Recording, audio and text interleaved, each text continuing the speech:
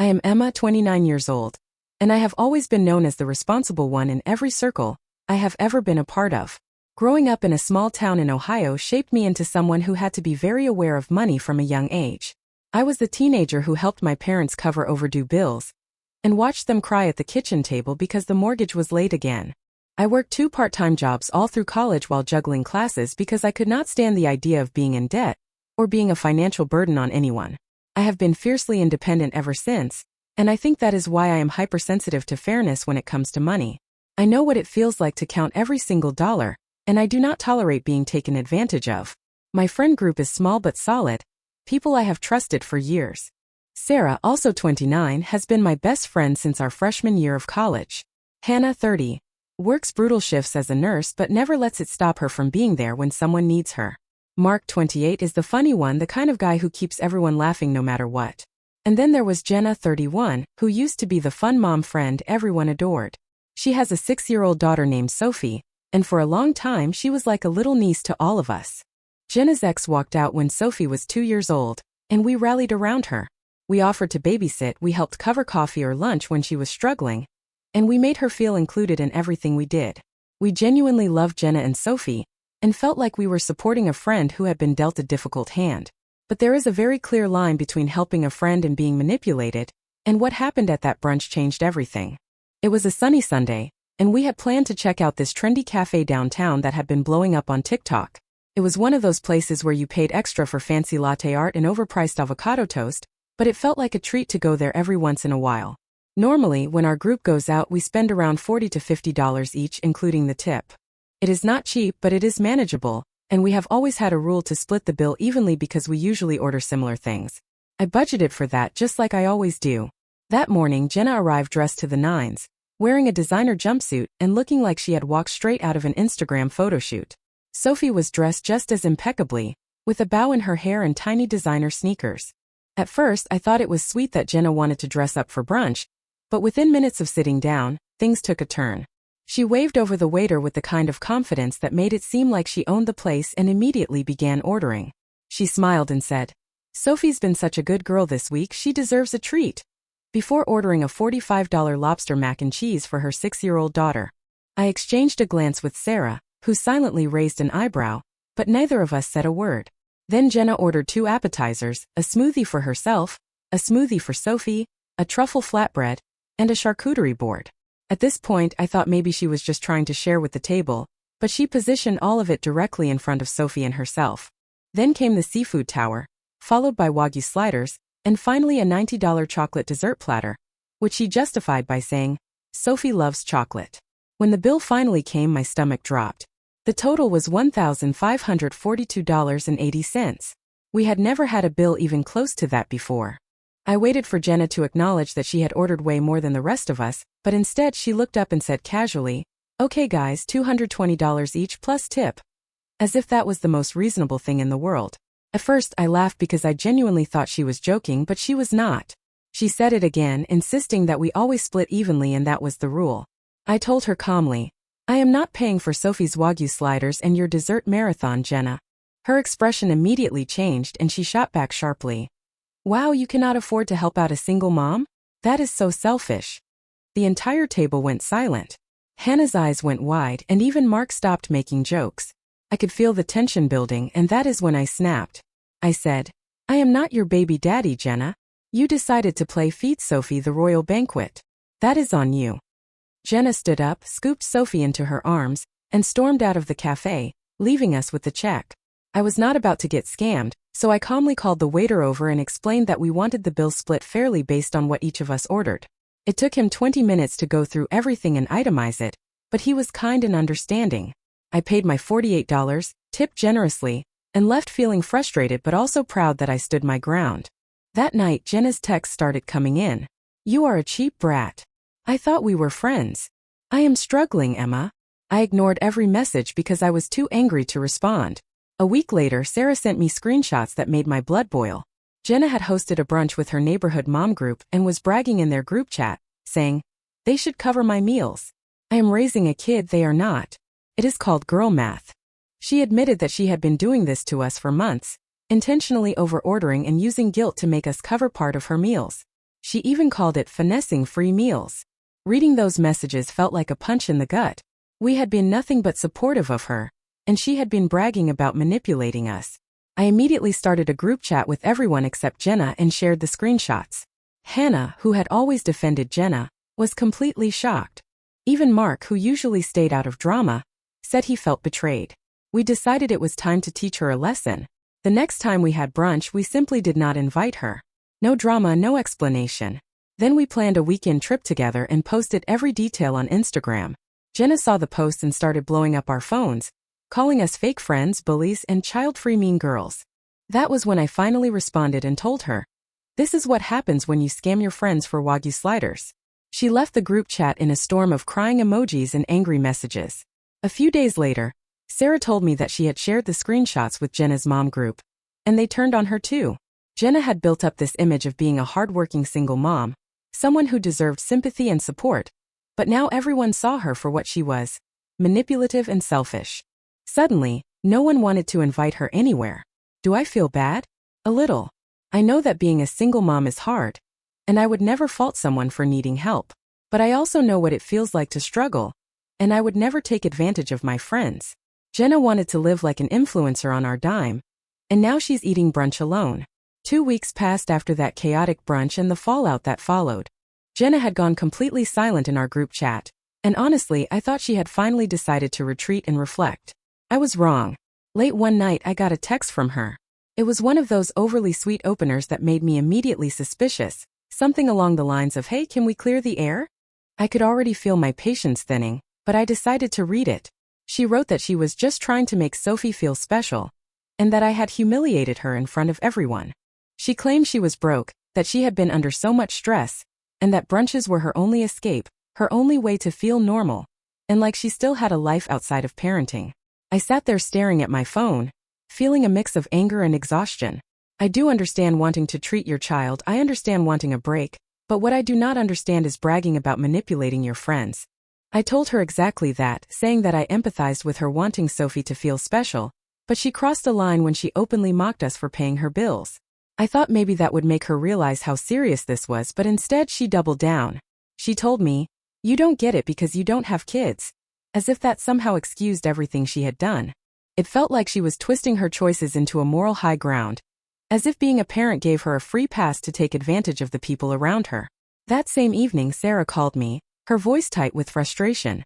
She had just gotten a call from one of Jenna's neighbors who had been at a block party earlier that night. According to the neighbor, Jenna spent half the party complaining about us, telling everyone she knew that we were child-hating freeloaders who abandoned her in her time of need. That was particularly infuriating because every single one of us had babysat Sophie multiple times for free. I have spent entire Saturdays with that little girl so Jenna could have a break, and not once did I ask for anything in return.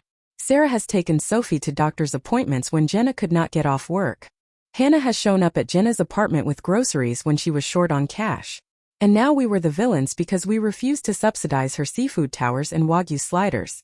I sent screenshots of Jenna's messages to the group chat, and it became clear to everyone that she was not just avoiding accountability, she was actively trying to paint herself as a victim. Hannah, who is usually the most empathetic and forgiving person in the world, was furious. She said it felt like a betrayal on a level she had not experienced in years. Mark, ever the numbers guy, decided to do a little digging. He asked us all to send him receipts or bank statements from our recent brunches and dinners, anything that included Jenna. Over the next few days he went full detective mode, creating a spreadsheet that broke down everything Jenna had ordered versus what she had paid when we split bills evenly. When Mark finally shared the spreadsheet, it was staggering. In just the last 6 months, Jenna had managed to get over $2,000 worth of food and drinks covered by the rest of us. $2,000 of extra meals, desserts, drinks, and treats for Sophie that we unknowingly paid for because we trusted her. Seeing the numbers laid out like that made it impossible to ignore what had been happening. This was not a misunderstanding. This was not a struggling mom who ordered an extra appetizer here and there. This was a deliberate pattern of over-ordering and guilt-tripping, followed by bragging to her mom group about how clever she was for doing it. That spreadsheet hit everyone hard. Sarah admitted she felt stupid for not noticing sooner. Hannah was angry at herself for defending Jenna for so long. I just felt numb. I had been telling myself that Jenna was stressed, overwhelmed, or making bad choices because of her situation, But the truth was right there in front of us. She had manipulated us for months, and when we called her out, she doubled down and tried to turn other people against us. The group chat went quiet for a bit after that because there was nothing left to discuss. We all knew exactly what needed to happen. This was not someone we could reason with or trust anymore. That solidified everyone's decision to cut her off entirely. About a month after the spreadsheet revelation and the unanimous decision to cut Jenna off, life had finally started to feel normal again. The group had gone back to our usual rhythm of casual dinners and weekend brunches without tension or guilt. For weeks, Jenna had been silent. No messages, no passive-aggressive texts, no surprise appearances. We assumed she had finally gotten the message. We were wrong. It was a Friday night, and we were out at one of our favorite local spots, a cozy mid-priced restaurant we had been going to for years. The atmosphere was warm, the lighting soft, and for the first time in months, there was no underlying drama at the table. We were laughing over appetizers, talking about Mark's recent promotion and Hannah's upcoming vacation, when Jenna appeared out of nowhere. She walked right up to our table, Sophie trailing behind her in a bright pink dress, and without hesitation, she pulled out a chair and plopped down, saying with a dramatic sigh, "Sophie missed you guys." The mood shifted instantly. The table went completely silent, and I could feel everyone's discomfort like a heavy weight pressing on my chest. Jenna was smiling like nothing had happened, like she had not spent the last few months manipulating us, insulting us and trashing us behind our backs. Sophie, sweet and innocent, looked shy and confused, clearly sensing the tension even if she did not fully understand it. I forced myself to stay calm. I told her as gently as I could that this was not appropriate, that she could not just show up uninvited, and that before anything else she owed us an apology. Instead of apologizing, she immediately broke down. Tears streamed down her face as she accused us of abandoning her, saying we had left her to struggle as a single mom, that we were heartless and selfish for cutting her out. Her voice rose loud enough that nearby tables started glancing over, and I felt that familiar pit of embarrassment forming in my stomach. The rest of the group was frozen. Sarah looked like she wanted to crawl under the table. Hannah had her arms crossed tightly, and Mark was staring at his drink with a look of disbelief. I tried to de-escalate the situation, quietly suggesting she step outside so we could talk, but Jenna refused. Instead, she made it worse. She started shouting about how no one supported her, how we were all child-free mean girls, and how we had turned Sophie against her. People at other tables were openly staring now. Sophie looked mortified. She had curled into her seat, clutching the sleeves of her dress, eyes darting around nervously. She was 6 years old, sitting there while her mom made a public spectacle. My heart ached for her, because none of this was her fault. Jenna's drama was so loud that a manager came over and asked if everything was all right. When Jenna refused to calm down, he told her she needed to leave. She refused again, demanding that we defend her, saying we were humiliating her on purpose. That was when the manager firmly asked her to take Sophie and go. She finally stormed out, dragging Sophie behind her. The whole restaurant had gone quiet. Once she was gone, none of us could even enjoy our food anymore. The guilt and secondhand embarrassment were overwhelming. But beneath that was this deep sadness for Sophie. She deserved so much better than to be used as a pawn in Jenna's theatrics. The next day, Jenna's meltdown continued, but this time it was public.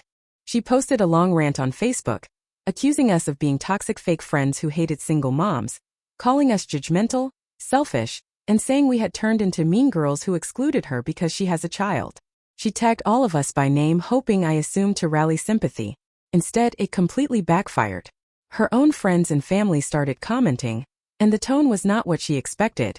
People were openly calling her out, asking why she would air this drama online. One woman commented that she had seen Jenna's tantrum at the restaurant, and that it was one of the most uncomfortable scenes she had ever witnessed. Then came the comment that truly made my jaw drop. Her cousin wrote, "Emma and Sarah have done more for Sophie than you have," and it got dozens of likes. That was brutal. Recently, I ran into one of Jenna's old coworkers, someone she used to be close with back when she worked in retail before Sophie was born. We made polite small talk, and somewhere in the conversation Jenna's name came up. Her coworker told me that Jenna had picked up weekend shifts at a local bakery, trying to bring in some extra money. She mentioned it almost casually, but then added with a slight smirk that Jenna had made a comment about making up for lost friends and lost brunches. It was a strange thing to hear because it confirmed that Jenna was fully aware of the damage she had caused, but instead of apologizing or making amends, she was framing it as something that had simply happened to her. What struck me most, though, was how much her reputation had changed. In our social circle, Jenna's name had become something of a cautionary tale. People were no longer talking about her as the fun, lively mom friend who brought Sophie along and made every gathering feel wholesome. Now she was referred to as brunch scammer Jenna, a nickname that spread quietly but consistently. It was not meant to be cruel, but it stuck because it perfectly summed up what she had done. It was surreal to watch how fast her image had unraveled, especially after all those years she had worked so hard to be seen as the resilient single mom. As much as I was angry at her for manipulating us, I also could not help but feel some sadness. It is one thing to set boundaries and another to see someone spiral because they refuse to take accountability. I genuinely hope that working at the bakery and being forced to face the consequences of her actions will give her time to reflect. The real tragedy in all of this is Sophie, because none of this was her fault. Sarah and I decided to do something small for Sophie's birthday. We did not want to cross boundaries or create drama. So instead of trying to visit Jenna's home, we dropped off a gift for Sophie at her school. It was nothing extravagant, just a doll and some art supplies we thought she would love. The teacher thanked us quietly and said Sophie had been talking about how much she missed us. That single sentence broke my heart. Sophie had always been such a bright, sweet little girl, and she had no idea why everything had changed. It took every ounce of restraint not to cry in front of that teacher. But I knew that keeping our distance was the healthiest choice right now. Until Jenna is ready to take responsibility and stop using Sophie as leverage, re-entering their lives would only create more tension. In the months since we cut Jenna off, our friend group has grown even stronger. Without the tension and manipulation hanging over us, it feels like a weight has been lifted. We started going to a new brunch spot where they offer individual checks, which has been a game changer. There is no stress or awkwardness anymore, and we can actually enjoy ourselves without side-eyeing what anyone is ordering. We even started a new tradition. Whenever one of us is having a tough week, the rest of us will pitch in and cover dessert for that person. It is a small gesture, but it feels meaningful because it comes from a place of genuine care, not guilt or manipulation. This whole situation has been a lesson in boundaries for all of us. Looking back, I realize we let Jenna get away with this behavior for too long because we felt bad for her. We excused her choices because she was a single mom, because she was struggling, because we thought we were being good friends.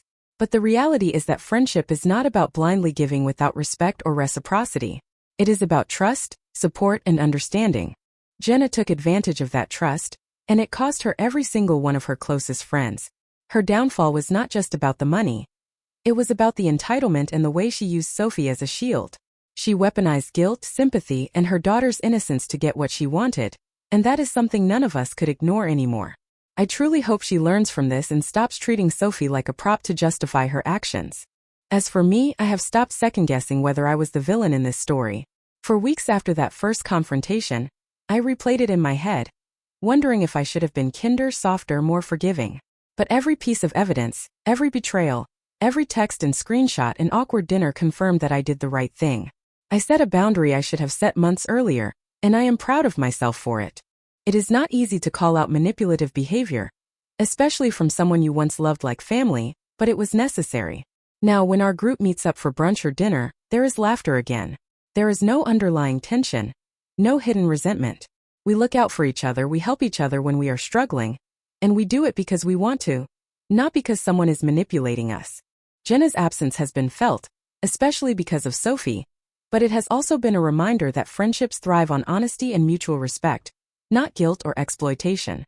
Jenna chose greed, manipulation, and drama, and it cost her more than just free meals. It cost her trust, friendships, and her reputation. And while I will always hope she finds a way to grow from this, I also know I am not responsible for fixing her mistakes. For the first time in months, I feel at peace with where things stand. I do not feel like the villain anymore. I feel like someone who finally stood up for herself and for her friends, and that is a lesson I will carry for the rest of my life.